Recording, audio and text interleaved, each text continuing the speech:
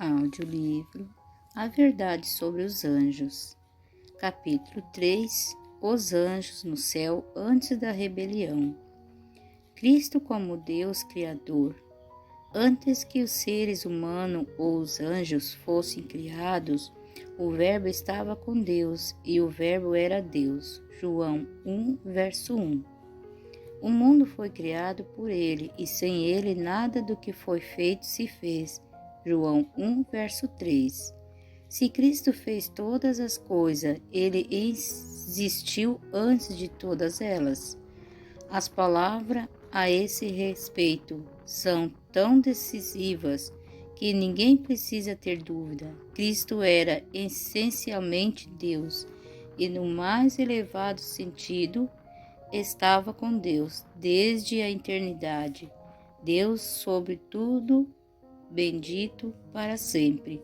O Senhor Jesus Cristo, o divino Filho de Deus, existiu desde a eternidade, como pessoa distinta, embora um com o Pai. Ele era a mais excelente glória do céu, era o comandante das inteligências celestiais e recebia como um direito seu as homenagem e adoração dos anjos.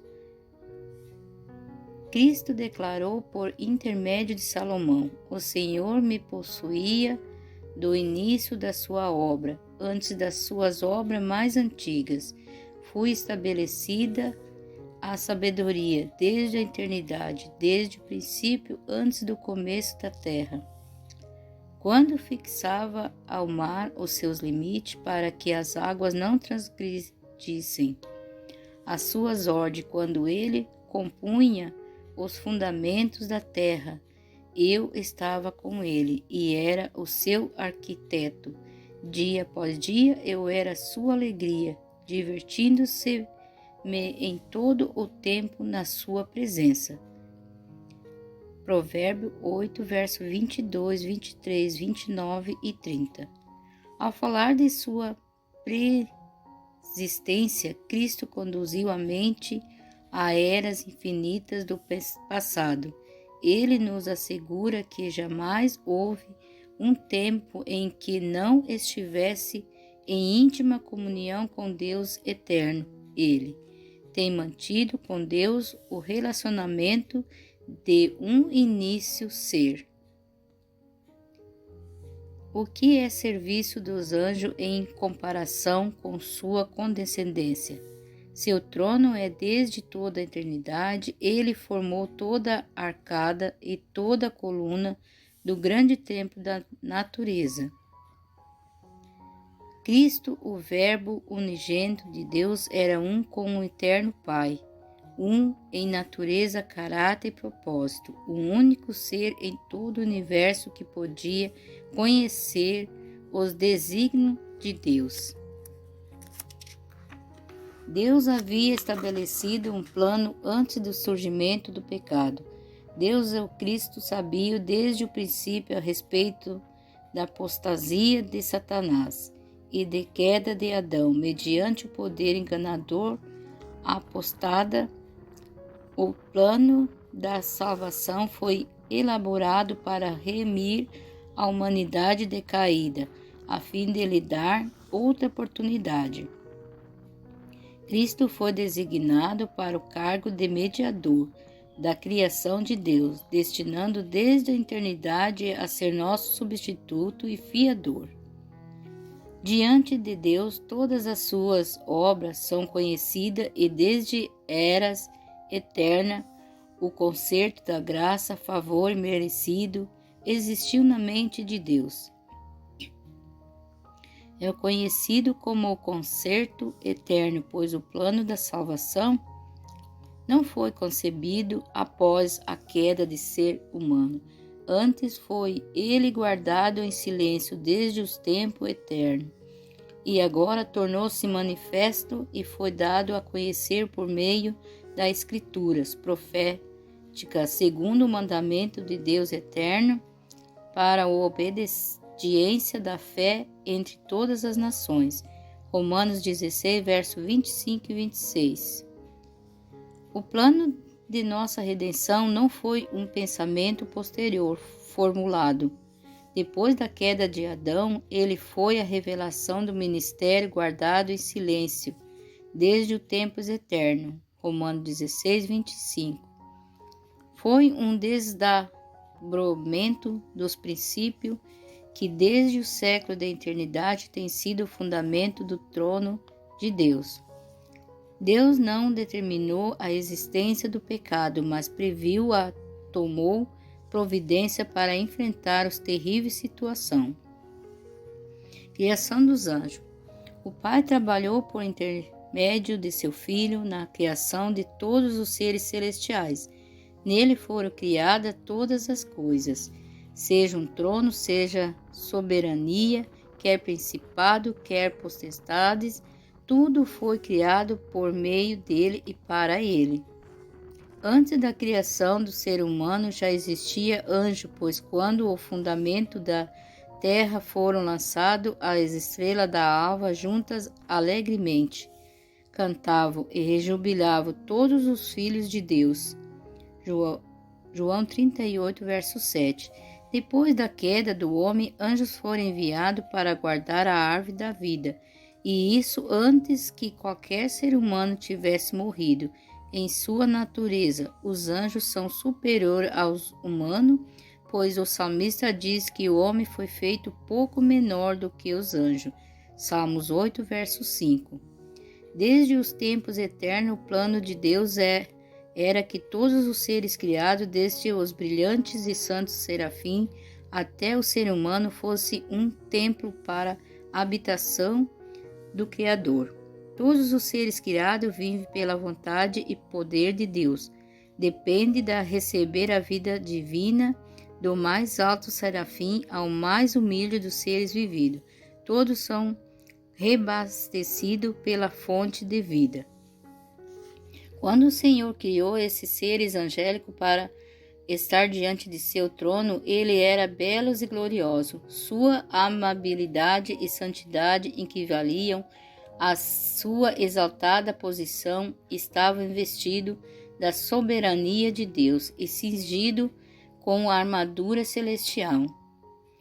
Criação de Lúcifer. Deus o fez o lúcifer bom e formoso, tão semelhante quanto possível a si próprio. Deus o havia feito nobre e lhe outorgado rico dotes, concedeu-lhe elevada posição de responsabilidade, nada lhe pediu que não fosse razoável. Ele deveria administrar o cargo que Deus lhe atribuíra em um espírito de mansidão e devoção, buscando promover exaltação a Deus que lhe dera glória, beleza e encanto. Mesmo Deus tendo criado Lúcifer nobre e bonito e colocado em posição de elevada honra entre os anjos, ele não o deixou fora de possibilidade do mal. Satanás tinha o poder, se decidisse por este caminho, de perverter seus dons. Lúcifer no céu, antes da sua rebelião, foi um anjo nobre, o primeiro em honra depois do amado Filho de Deus. Seu rosto, como os dos outros anjos, era suave e expressava felicidade. A testa era alta e larga, demonstrando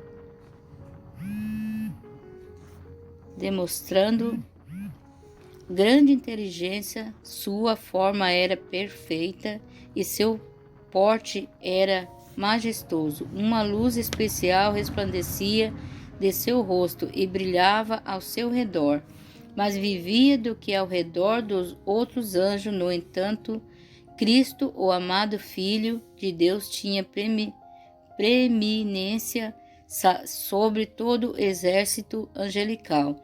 Ele era um com o Pai, antes que os anjos fossem criados. Lúcifer era o querubim cobridor, o mais exaltado dentre os seres criados. Sua posição era mais próxima do trono de Deus e ele estava intimamente vinculado e identificado como administrador governo de Deus. tendo sido ricamente dotado com glória de sua majestade e de seu poder. O próprio Senhor deu a Satanás glória e sabedoria, tornando-o querubim, cobridor, bom, nobre, extraordinariamente formoso.